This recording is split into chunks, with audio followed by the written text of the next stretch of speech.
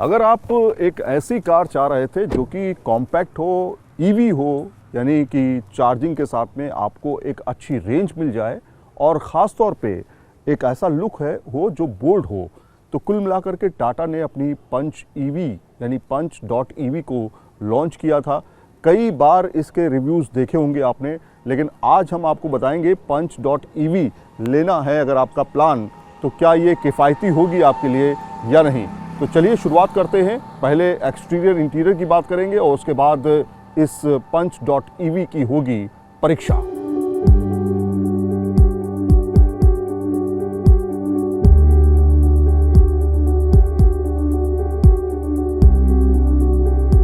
तो टाटा की punch.ev का लुक किस तरह का है। सबसे पहले लुक की बात तो इसलिए क्योंकि हम ज़्यादातर गाड़ी के लुक पर ज़्यादा फोकस करते हैं। जब भी कार खरीदने जाते हैं तो लुक अच्छा होना चाहिए और उसके लिए कंपनी लगातार कोशिशें कर रही हैं। जो punch.ev है, जो इलेक्ट्रिक व्हीकल है, उसमें ख़ास चीज़ ये है कि आपको जो फ्रंट लुक है वो कुछ नेक्सॉन ईवी की तरीके से देखते हुए मिलेगा, क्योंकि ख़ास बात ये है इसमें कि आपको वेलकम लाइट्स, यहाँ पर LED लाइट्स जो हैं वो पूरी बोनट पे आपको देखने को मिलेंगी। साथ में यहाँ पर आप अगर आप देखेंगे हेडलैम्प भी LED हेडलैम्प्स देने की कोशिश की गई है और ख़ास बोर्ड रखने की कोशिश की गई है। पूरा सेगमेंट अगर आप देखेंगे punch.ev का, वो कहीं ना कहीं SUV की तरीके से फील देता हुआ दिखाई दे रहा है। तो इस बार आप देखेंगे चार्जिंग जो स्लॉट है, चार्जिंग स्लॉट यहाँ पर दिया गया है।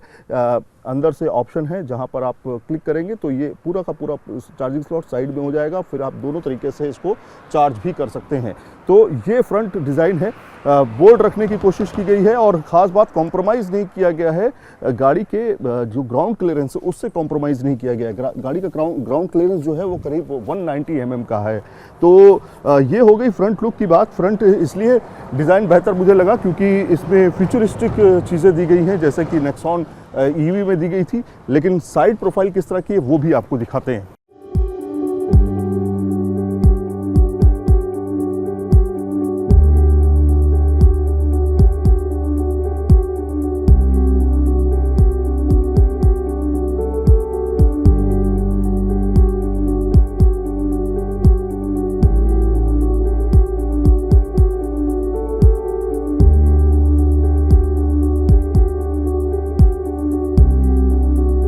साइड प्रोफाइल की अगर बात करें तो punch.ev और पंच में बहुत ज़्यादा फ़र्क नहीं आपको देखने को मिलेगा। हाँ, ये ज़रूर है कि जो अलॉय व्हील हैं वो आपको इसमें थोड़े से बेहतर मिल जाते हैं।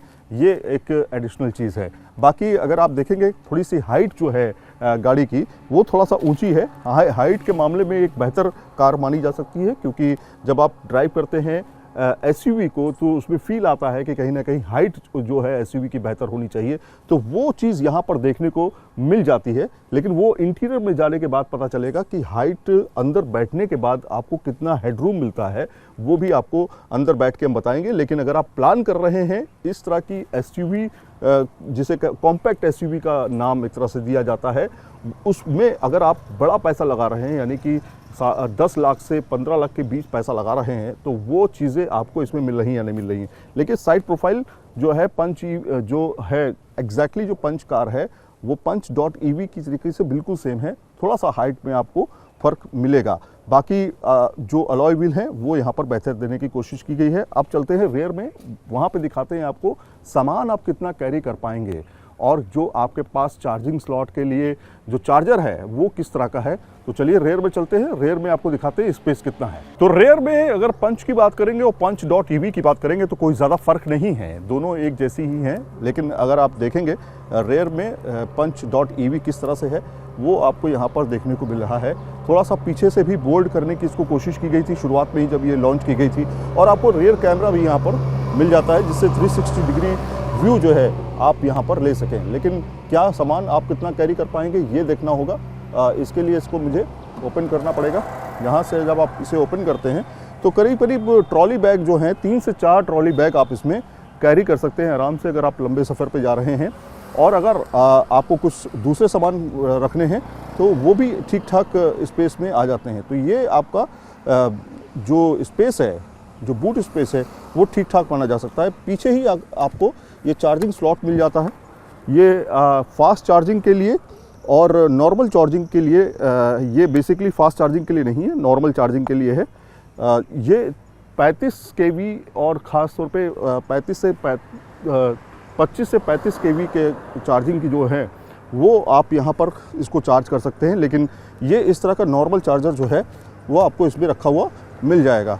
तो अब बात है करेंगे ईवी के यानी पंच ईवी के इंटीरियर की। इंटीरियर में चलते हैं और देखने की कोशिश करते हैं कि आखिर इंटीरियर में क्या क्या ऑप्शंस आपको मिलते हैं जो आप इतना पैसा खर्च कर रहे हैं उसमें, इस कीमत में क्या ये एक बेहतर ऑप्शन हो सकता है। तो चलिए इंटीरियर में चलते हैं, उसके बाद इसकी करेंगे टेस्ट ड्राइव। टाटा की पंच डॉट ईवी में नेक्सॉन जैसा ही फील आपको देखने को मिलेगा। जब नई नेक्सॉन आई है उसमें जो फ्यूचरिस्टिक डिज़ाइन अंदर और फ्यूचरिस्टिक जो अंदर ऑप्शंस दिए गए हैं वो भी आपको पंच डॉट ईवी में देखने को मिलेंगे। इससे मैं काफ़ी सेटिस्फाई हूँ। जो पैसा आप कीमत लगा रहे हैं उसमें क्या इंटीरियर में वो फिनिशिंग आपको देखने को मिल रही है। सबसे पहले तो आप देखिए यहाँ पे आपको टच स्क्रीन मिल जाती है जिसमें तमाम तरह के ऑप्शंस आप इस्तेमाल कर सकते हैं, ऐप का इस्तेमाल कर सकते हैं और कार के 360 डिग्री कैमरा जो है उसका भी आप यहाँ पर इस्तेमाल कर पाएंगे। यहाँ ख़ास बात यह है कि केवल यही टच स्क्रीन नहीं है, यहाँ पे जो मीटर कंसोल है उस मीटर कंसोल में भी आपको सारी इन्फॉर्मेशन मिलती है, जैसे कि टायर इन्फॉर्मेशन क्या है, टायर में प्रेशर कितना है, इसके अलावा आपकी बैटरी बैकअप कितना बचा हुआ है, आप सिटी मोड पे ड्राइव करना चाहते हैं या फिर आप इको मोड पे ड्राइव करना चाहते हैं या फिर आप स्पोर्ट्स मोड में ड्राइव करना चाहते हैं, वो सारे ऑप्शंस यहाँ पर आपको विजिबल होते हैं। एक खास चीज़ और मैं आपको बता दूं कि जब आप इस तरह की कार खरीदते हैं तो उसके इंटीरियर में पैसा कितना लगाया गया है ये भी आप चेक करते हैं। एयरबैग्स सेफ्टी के लिए इसमें आपको एयरबैग्स मिल जाते हैं, फ्रंट और ड्राइवर एयरबैग्स जो हैं वो आपको पैसेंजर एयरबैग्स मिल जाते हैं। तो कहीं ना कहीं इस तरह के ऑप्शंस जो हैं वो इसमें दिए गए। काफ़ी स्मार्ट इसमें स्टीयरिंग व्हील दिया गया है। अगर आप देखेंगे स्मार्ट स्टीयरिंग व्हील मैं इसलिए कह रहा हूं क्योंकि यहाँ पे पैडल शिफ्टर से लेकर के आपके ऑडियो कंट्रोल सिस्टम जो है, वॉइस कमांड सिस्टम जो है, वो सारी चीज़ें यहाँ पर देखने को मिलेंगी। जिस तरह से आपको नेक्सॉन ईवी में ऑप्शंस देखने को मिले वो सारे ऑप्शंस इसमें देने की पूरी कोशिश की गई है। काफ़ी खूबसूरत सा इसमें स्टीयरिंग व्हील आपको मिलेगा और उसके अंदर डिज़ाइन जो है वो काफ़ी स्मूथ रखने की कोशिश की है, काफ़ी खूबसूरत रखने की कोशिश की है। यहाँ पे अगर आप देखेंगे तो कोई आपको गियर लीवर नहीं मिलने जा रहा है। खास बात यह है कि जितनी भी इलेक्ट्रिक व्हीकल्स अब आए हैं बाज़ार में उनमें जो गियर लीवर है वो कुछ इस तरह के ऑप्शंस के तौर पे आ गया है जो आप पहले कभी लग्जरी कारों में देखा करते थे, ख़ासतौर पे BMW, ऑडी या इस तरह की कारों में देखा करते थे, वो भी टॉप एंड वेरिएंट में उस तरह के स्टीयरिंग व्हील में अगर आप देखेंगे तो स्टीयरिंग व्हील तो स्मार्ट है ही है, लेकिन यहाँ पर गियर लीवर देखिए आपको कुछ उसी तरह से मिलेगा। काफ़ी क्रोम के हिसाब से इसको तैयार किया गया। दूसरा ये कि इसी में इंफॉर्मेशन जो दी गई हैं, यहाँ पे पार्किंग, रियर, रिवर्स अगर आप करना चाहते हैं, इसके अलावा न्यूट्रल और ख़ास तौर पे ड्राइव मोड में अगर आप जाना चाहते हैं, यहीं पे आपको 2-3 ऑप्शन मिल जाते हैं कि इको मोड में जाना चाहते हैं या फिर आप सिटी मोड या फिर स्पोर्ट्स मोड में। यहाँ पर आप पार्किंग करते हैं तो आप पार्किंग पॉइंट्स जो है वो दबा देते हैं जिससे गाड़ी का मूवमेंट नहीं होता बिल्कुल भी। ऑटो होल्ड जो है यहाँ पे आप देख सकते हैं और यहाँ पे आप देखिए आर्म रेस्ट जो है वो काफ़ी बेहतर देने की कोशिश की गई। उसमें कप होल्डर के अलावा यहाँ पर भी आपको थोड़ा सा स्पेस मिल जाता है कुछ रखने के लिए, सामान रखने के लिए। यहाँ पे आप अपना चार्जिंग के लिए यहाँ पर चार्जिंग स्लॉट दिया गया है, ऑटोमेटिकली चार्जिंग यहाँ पे आपकी होने लगती है मोबाइल की, और USB के पॉइंट्स जो हैं वो भी यहाँ पर दिए गए हैं। चार्जिंग की पूरी फैसिलिटी इसमें आपको मिल जाती है। जो काफ़ी स्मार्ट मुझे लगा यहाँ पर ड्राइवर ऑप्शंस जो दिए गए हैं ख़ासतौर पे इस्तेमाल करने के लिए, वो सारे यहाँ पर देखने को मिल जाते हैं। एक ख़ास चीज़ मैं आपको और बता दूं कि पैडल शिफ्टर का इस्तेमाल लेवल 1, लेवल 2, लेवल 3 पर है।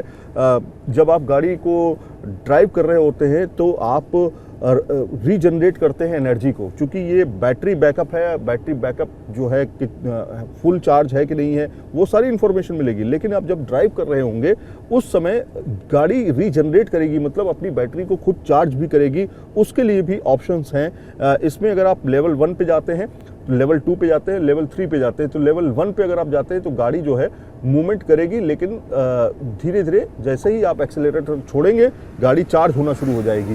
जैसे ही आप एक्सेलेरेटर लेंगे गाड़ी फिर रेस मोड में आ जाएगी, तब चार्जिंग नहीं होगी। लेकिन जैसे ही आप रिवर्स छोड़ेंगे एक्सेलेरेटर, वैसे ही गाड़ी चार्ज होने लगेगी। तो इसी तरह से लेवल 1, लेवल 2 और लेवल 3 दिए गए हैं। अगर आप इन तीनों लेवल को नहीं चुनते हैं तो गाड़ी फिर आपकी सीधे ड्राइव मोड पे ही रहेगी।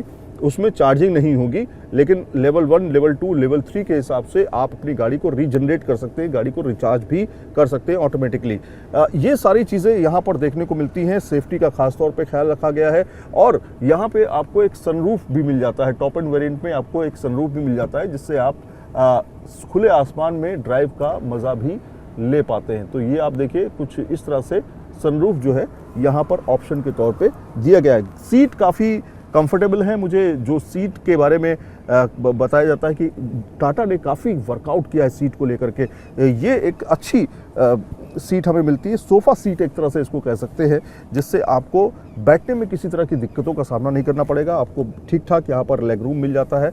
मैंने सीट को थोड़ा सा एडजस्ट किया हुआ है। थोड़ा हाइट इसकी ज़्यादा है। हाइट पे अगर आप देखें तो थोड़ा सा प्रॉब्लम है यहाँ पे हेडरूम को लेकर के। हेडरूम मतलब मेरी हाइट 5 फीट 10 इंच है, तो कहीं ना कहीं हेडरूम से मुझे तो दिक्कत नहीं, लेकिन 6 फीट वाले जो लोग टॉल लोग बैठेंगे इस पर तो उनको यहाँ पर दिक्कत हो सकती है। जो फर्स्ट पहली कार अपनी खरीदने वाले हैं उनको कम से कम ये है कि चूँकि हाइट सीट की ज़्यादा है, अच्छी है, तो सामने जो आपका बोनट है वो क्लियरली आपको दिखाई दे रहा है। तो ये सारी चीज़ें जो हैं एक कॉम्पैक्ट तरीके से आपको यहाँ पर मिल जाती है, क्योंकि कॉम्पैक्ट एसयूवी के तौर पे इसको जाना जाता है।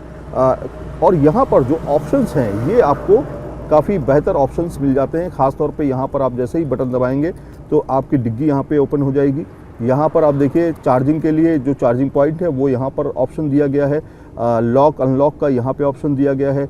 एसी ऑफ का यहाँ पे ऑप्शन दिया गया है। तो सारी चीज़ें आपको यहाँ पर ऑप्शन के तौर पे मिल जाती हैं। तो ये सारी चीज़ें हैं।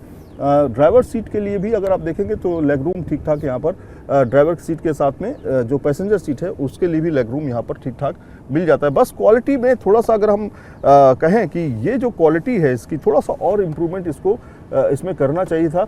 लेकिन रेयर में क्या स्पेस मिल पाता है या नहीं मिल पाता है, रेयर में भी चलेंगे। पैसेंजर्स कंफर्ट है या नहीं है punch.ev में वो भी आपको दिखाते हैं, ताकि आपको ये समझ में आए जब आप इस कार को खरीद रहे हैं जिसकी कीमत 10 लाख से 15 लाख के बीच है, अगर आप टॉप एंड वेरिएंट लेते हैं तो ये आपके लिए फ़ायदेमंद होगी या नहीं होगी। रेयर में चलते हैं, सीट दिखाते हैं रेयर सीट किस तरह से है। तो देखिए मैंने इसको अपने हिसाब से एडजस्ट कर लिया है सीट को, ड्राइवर सीट को। पीछे क्या स्पेस मिल पाता है इस हाइट में या नहीं वो चेकआउट करते हैं। अब मैं पैसेंजर सीट पे हूँ और पैसेंजर सीट पे रेयर में किस तरह का स्पेस आपको मिलता है यहाँ पर थोड़ा सा देख लेते हैं। इसको मैंने थोड़ा सा एडजस्ट किया हुआ है आगे वाली सीट को अपने हिसाब से। मेरी हाइट करीब 5 फीट 10 इंच है और उसके हिसाब से लेग रूम कितना मिल पा रहा है। इस हाइट के हिसाब से आप देखेंगे लेग रूम आपको कुछ इस तरह का मिल जाता है। थोड़ा सा अगर आप और पीछे भी करते हैं तब भी इतना लेग रूम आपको मिल जाएगा। हेडरूम काफ़ी कम है। मैंने आपको पहले ही बताया कि अगर हाइट आपके लिए की ज़्यादा है तो ये एक बार टेस्ट करके देखें जब आप गाड़ी खरीदने जा रहे हैं। तो ये सारी चीज़ें बारीकी चीज़ें जो हैं वो आप चेक कर लें। रेयर सीट अगर देखें तो यहाँ पर 5 लोगों का क्लेम तो किया जाता है, लेकिन मुझे लगता नहीं है कि आर्म रेस्ट रखने के बाद जो है 5 लोग यहाँ पर बैठ पाएंगे। कुछ इस तरह से आप सफ़र कर पाएंगे। लंबी दूरी भी अगर आप है तो आप आराम से बैठ सकते हैं। थोड़ा टाइट सीट है, लेकिन धीरे धीरे जब आप यूज़ टू हो जाएंगे तो आपको आराम मिलने लगेगा। तो इस तरह से हाइट के हिसाब से यहाँ पर ये बैठने का एक पोजीशन आपके लिए हो सकती है और इस तरह से आप लंबा सफ़र भी कर सकते हैं, छोटा सफ़र भी कर सकते हैं। लेकिन 3 लोग पीछे बैठ पाना एक टास्क हो सकता है कि भाई अगर आप छोटी ड्राइव के लिए जा रहे हैं, कम दूरी की जगह पे जा रहे हैं तब तो ठीक है, लेकिन लॉन्ग ड्राइव पे आप मुझे नहीं लगता है कि पीछे 3 लोग बैठ पाएंगे। तो इस हिसाब से 2 लोगों के लिए एकदम कंफर्ट है। वो मुझे ठीक ठाक लगा। यहाँ पर आप देखिए कि एसी वेंट्स यहाँ पर पीछे नहीं दिए गए हैं। ये थोड़ा सा कमी मुझे महसूस हुई, क्योंकि पीछे लोग जो बैठे हुए हैं अगर उनको एसी चाहिए तो पीछे आगे के हिसाब से ही जो एसी है उसको एडजस्ट फिर किया जाएगा। तो ये है रेयर पैसेंजर सीट के लिए कंफर्टेबल एहसास की होगा कि नहीं होगा वो आप देख लीजिए। यहाँ पे आप देखिए होल्डर्स दिए गए हैं, ख़ास तौर पे कप होल्डर यहाँ पर तो नहीं है, लेकिन यहाँ पे एक आप बॉटल यहाँ पर रख सकते हैं, ये स्पेस आपको मिल जाता है। तो जो डोर की क्वालिटी है वो भी ठीक ठाक है, बहुत अच्छी मैं नहीं कहूँगा, बहुत अच्छे प्लास्टिक का इस्तेमाल या कहें इसका इस्तेमाल नहीं किया गया है, लेकिन हाँ ठीक है। तो अब चलते हैं ड्राइव पर। punch.ev इस समय हमारे साथ है। अगर आप खरीदने का प्लान बना रहे हैं punch.ev का तो पहले ये रिपोर्ट ज़रूर देख लीजिए, क्योंकि उसके बाद आप तय कर पाएंगे कि आपके लिए punch.ev जो है वो एक बेहतर ऑप्शन हो सकता है या नहीं। क्योंकि इसी रेंज में आप ब्रेज़ा भी ले सकते हैं। सोचिए ज़रा, ब्रेज़ा जो काफ़ी बड़ी हैवी कार है वो भी आप खरीद सकते हैं। लेकिन अगर आपको किफ़ायती रहना है और तब जब इसकी कीमत आप 10 से 15 लाख रुपए चुकाएं, तब क्या ये आपके लिए फ़ायदेमंद रहने वाली है, वो लास्ट में आपको बताऊंगा। लेकिन अब चलते हैं इसकी ड्राइव पर, देखते हैं ड्राइव किस तरह की है। इंजन कैपेसिटी, ख़ासतौर पे अगर हम कहें कि मोटर की जो कैपेसिटी है वो कितनी है, और 25 से 35 किलोवाट की बैटरी के हिसाब से आप इसे चुन सकते हैं, ये मैं अभी आपको बता देता हूँ। उसमें आपको रेंज जो है वो 320 से 420 किलोमीटर तक की रेंज मिलती है। यानी 25 केवी की जो बैटरी है उसमें आपको 320 का क्लेम है, लेकिन मिलती आपको 220 तक है।